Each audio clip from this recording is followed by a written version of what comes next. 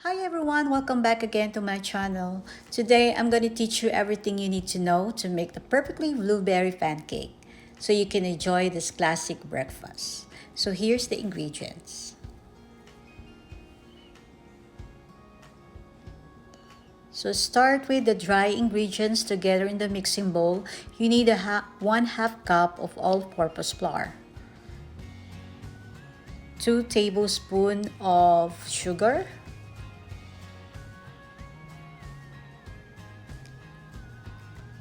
2 teaspoons of baking powder,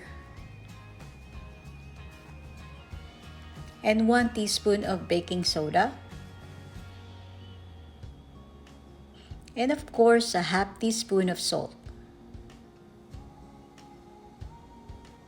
Now mix this together.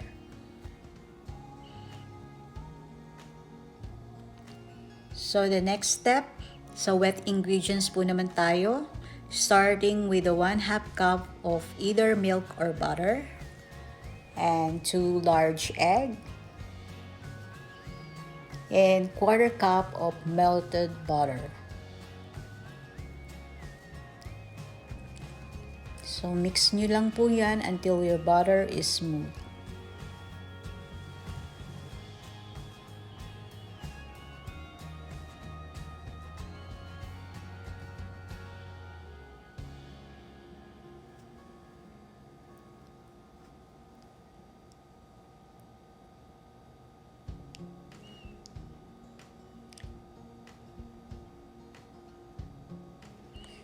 So lastly, we're gonna fold in about 1/2 cup or 3/4 of the fresh blueberry or frozen. So if you don't have blueberries at home, you can use a banana.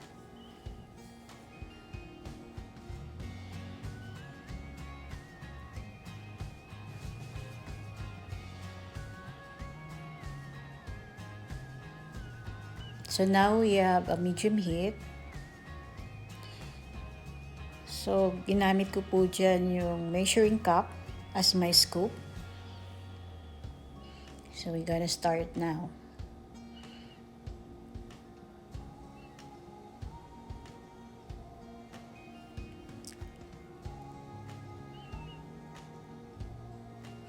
So you know they're ready to flip when they started to bubble and pop up and look around the edges.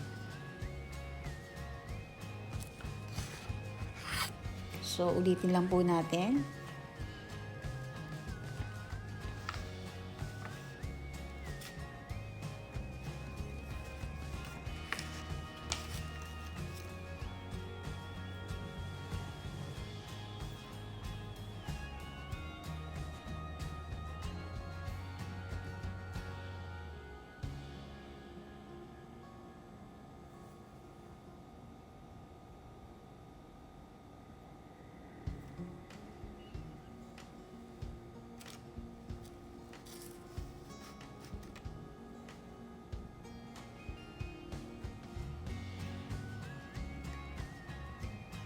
So now you can put the butter on the top and then put on the syrup, or if you have a blueberry syrup, it's fine.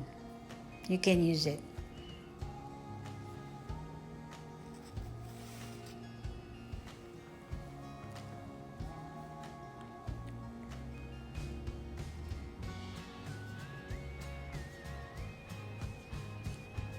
Okay. So if you like this video, you can find the full written recipe on the description. Be sure to subscribe me, like and follow, and check out the rest of my videos.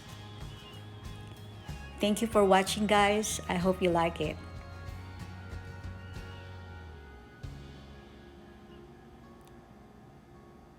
Have a nice day.